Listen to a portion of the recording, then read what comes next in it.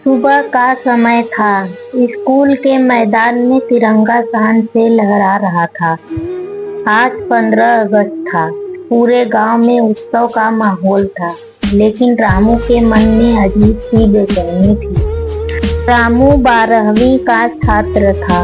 पढ़ाई में अच्छा था, पर देशभक्ति के भाषण उसे हमेशा खोखले लगते थे।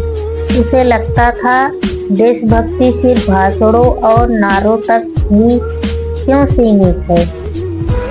उसी दिन स्कूल में एक विशेष अतिथि आए, कैप्टन अर्जुन सिंह, जो हाल में ही सेना से सेवानिवृत्त हुए थे। उनका हाथ कारगिल युद्ध में घायल हो गया था।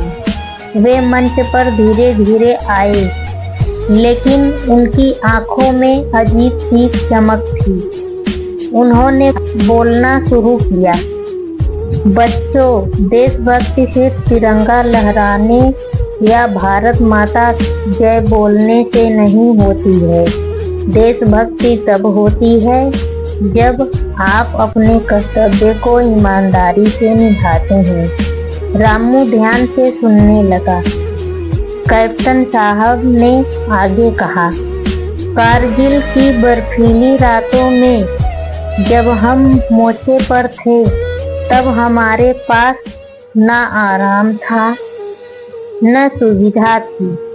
बस एक ही चीज थी, अपने देश की मिट्टी की खुशबू, जो हमें हिम्मत देती थी।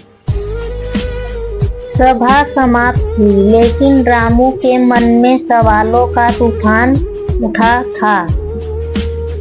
वह कैप्टन साहब के पास गया और बोला, सर, क्या देश के लिए जान देना ही देशभक्ति है?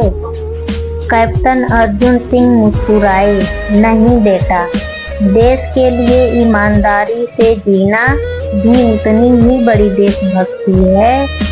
अगर एक किसान सच्चाई से खेती करे, एक शिक्षक ईमानदारी से पढ़ाए और एक छात्र मन लगाकर पढ़े, तो वही सच्ची देशभक्ति है।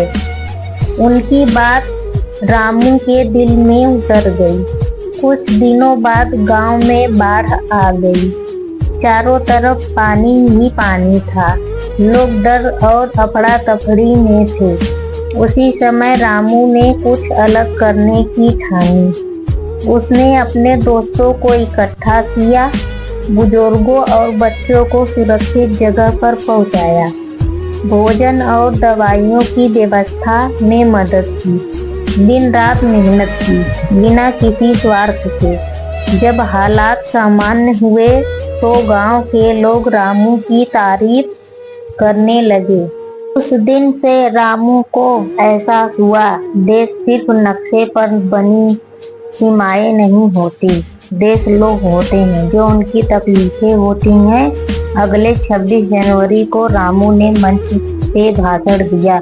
उसने कहा, निष्ठा और सच्चाई ईमानदारी से करे तो वही देशभक्ति है, और तभी हम अपने देश को मजबूत बनाते हैं। तिरंगा हवा में लहरा रहा था और रामू के दिल में पहली बार सचमुच देशभक्ति की खुशबू थी, उसी मिट्टी की जिसके लिए लाखों लोग अपने सपने देखे, कुर्बानियां दी। हमारे वीडियो देखने के लिए लाइक और सब्सक्राइब करें, कमेंट में जय भारत लिखें।